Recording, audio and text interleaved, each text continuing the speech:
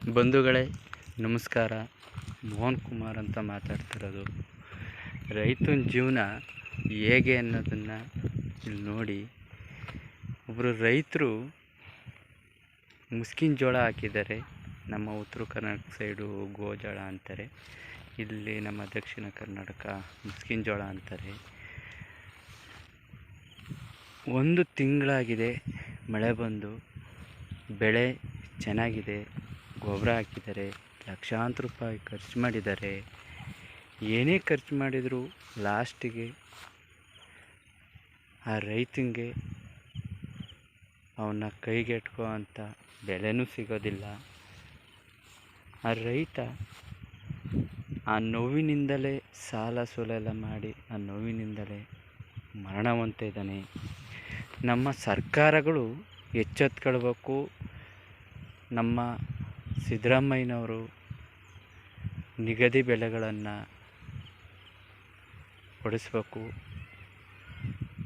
ರೈತರಿಗೆ ಅನ್ನದಾತ ಹೇಗೆ ಸಿದ್ದರಾಮಯ್ಯನವರು ಅನ್ನಿಸ್ಕೊತಾ ಇದ್ದಾರೋ ಹಾಗೇ ರೈತರ ಪಾಲಿನ ದೇವರಾಗಿ ಕೆಲಸ ಮಾಡ್ಕೊಂಡು ಹೋಗಲಿ.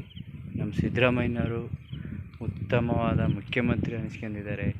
ಈ ರೈತರ ಜೀವನನ, ಅವರು ರೈತರು ಮಗನೂ ಕೂಡ ಅವರು, ಅದು ಅವರಿಗೆ ಆ ಬೆಲೆ ಗೊತ್ತು.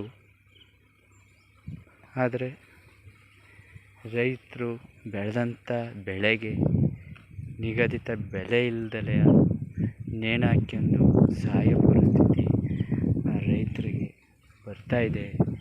ನೋಡಿ ರೈತರೇ, ನೀವೇ ನೋಡಿ, ಬೆಳೆ ಚೆನ್ನಾಗಿದ್ದರೂ ಸಹ ಮಳೆ ಇಲ್ಲ. 1 ತಿಂಗಳಾಗಿದೆ ಮಳೆ ಇಲ್ದಲೆ.